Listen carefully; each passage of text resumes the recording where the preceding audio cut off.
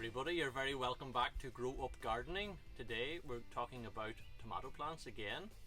It's now the middle of June and we've a lovely display of tomatoes growing in this tunnel. Jacob and I have both been very busy watering and feeding these plants over the past few weeks. When watering your tomato plants, it's quite important that you try and do this in the morning where possible.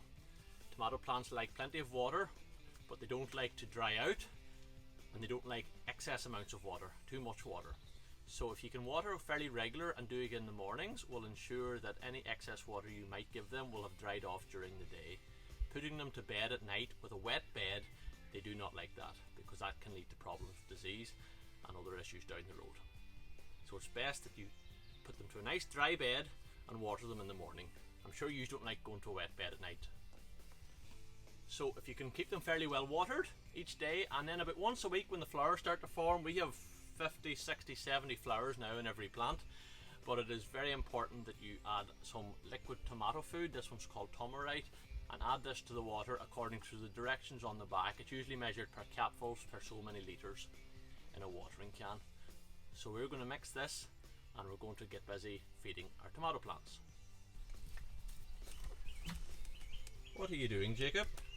I'm turning on this. What's that? A switch. That's the valve of the tap where we turn on to let the water come through. That's a big 2-inch pipe, a very large pipe. I've got it on very, very, very far. Yes, so that's fully open. So that means we'll have to control the flow of the water from the end of the hose pipe.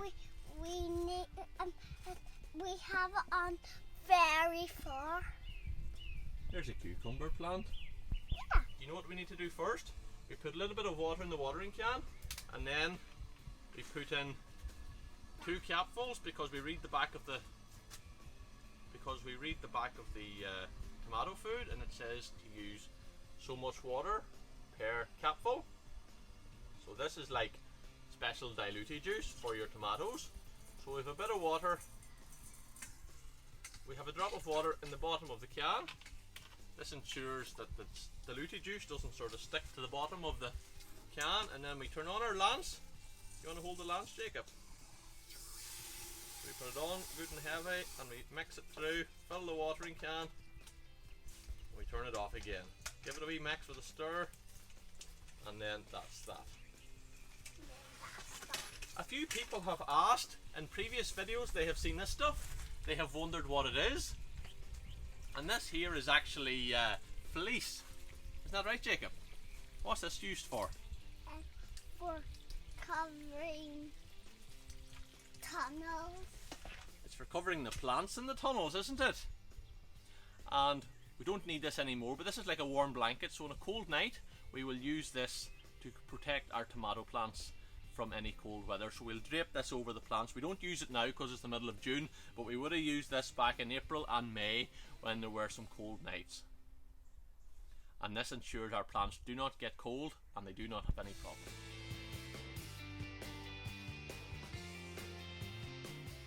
So we're going to go now and feed all our tomato plants.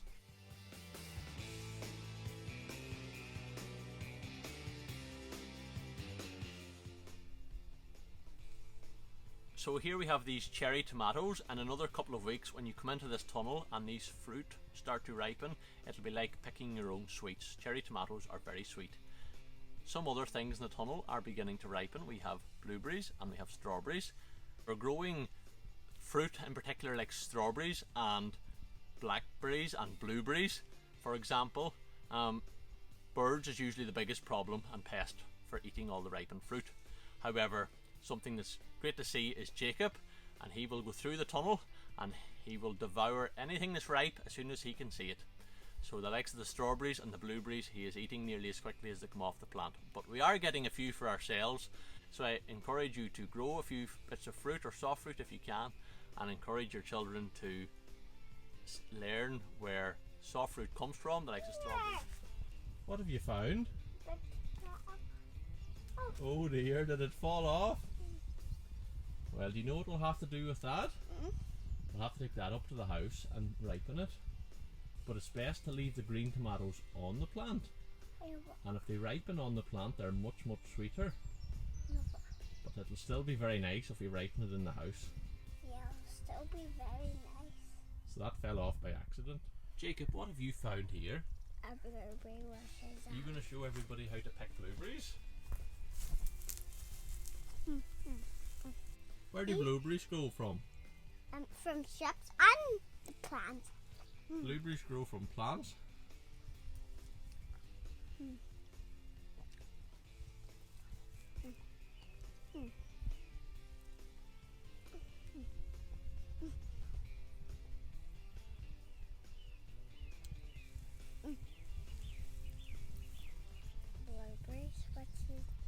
Blueberries, which is that's not ready. Which one's not ready? This one, What colour is that one? green. And the one that is ready, how do you know it's ready? This one.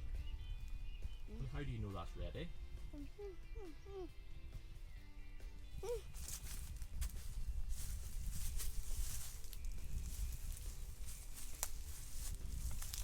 This one ready. This one. This Which one's that? this one. Oh yeah, that looks ready. Is this one? That's nice and blue and purple, isn't it? You want to try it to see? Is this one? I think, Jacob, we better leave some for later.